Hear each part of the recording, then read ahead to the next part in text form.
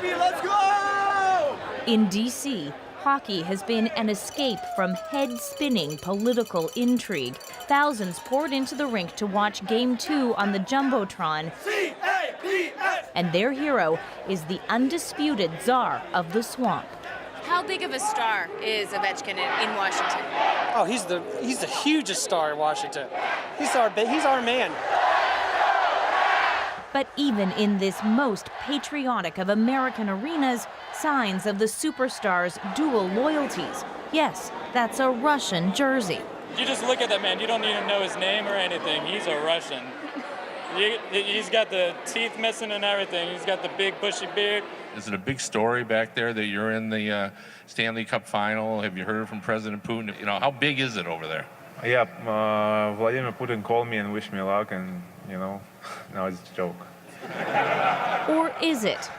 Russian President Vladimir Putin and Ovechkin are close. At Ovechkin's wedding, congratulations from the president were read before the celebration turned shirtless. Should Americans be intimidated by Putin, or is he actually like a fun, nice guy? Yeah, he's a nice guy, but no comment on politics. Well, not quite, Ovi. Before Vladimir Putin's fraudulent re-election, Ovechkin endorsed a social media movement, #PutinTeam, online. In this 2014 photo, Ovechkin promotes a hashtag shared by Russian nationalists supportive of Putin's invasion of Crimea. To people who know Russia, none of this comes as a surprise. The way that sports and the arts work in Russia is kind of a patronage system, and this was true in the Soviet Union, certainly, perhaps even more true than it is now. But given Alexander Ovechkin's age, it totally makes sense that he would be close with the Kremlin because he is a product of the state.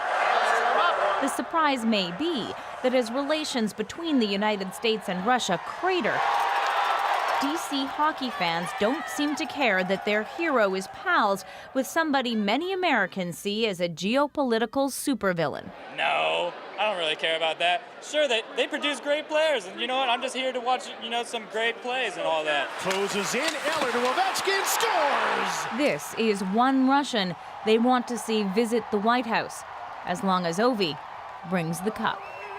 Lindsay Duncombe, CBC News, Washington.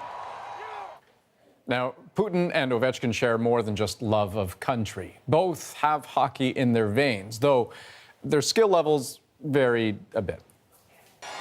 It was earlier this month in Sochi. Putin hit the ice with some former pros. It was an annual hockey festival promoting Russian sport. And it's safe to say, when it comes to skating ability, Putin is no Ovechkin. But as Russian state TV clearly shows, he can put pucks in the net, as long as the goalies don't work too hard. By the end of the game, Putin had scored 5 times, adding up to a dominant 12-7 win over a crack squad of amateurs. A regional governor and even a pro-Kremlin billionaire were no match. But worth mentioning, Putin did have some former NHLers, Pavel Bure and Slava Fedosov, on his team. That might have helped just a little.